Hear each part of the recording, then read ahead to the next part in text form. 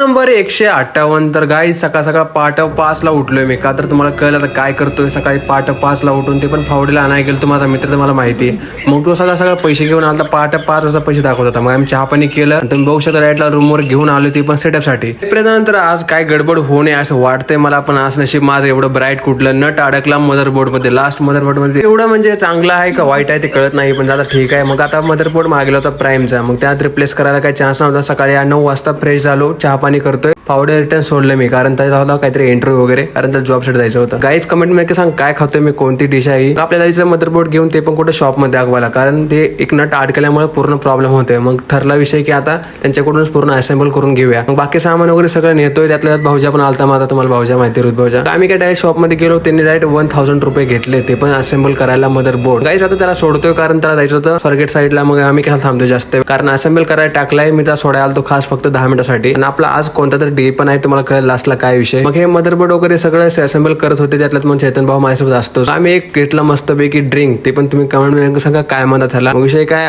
Finally motherboard आणि CPU तयार झालाय. गाईज मी जातोय कुठेतरी, तुम्ही नक्की कमेंट करा कुठे चाललोय मी, काय विषय. आणि पुढच्या ब्लॉग मध्ये तुम्हाला कळेल मी कुठे आहे आणि काय करतोय, कारण सूट घातलाय म्हणजे काहीतरी विषय असणार आहे. गाईज ब्लॉग मध्ये गाईज मी सेटअपची तयारी पूर्ण, म्हणजे आतमध्ये काय काय लागतं ऑफिस वगैरे तुम्हाला माहिती, ती सेटअप करेल. आणि पुढच्या ब्लॉग मध्ये तुम्हाला कळेल मी कुठे चाललोय आणि काय विषय.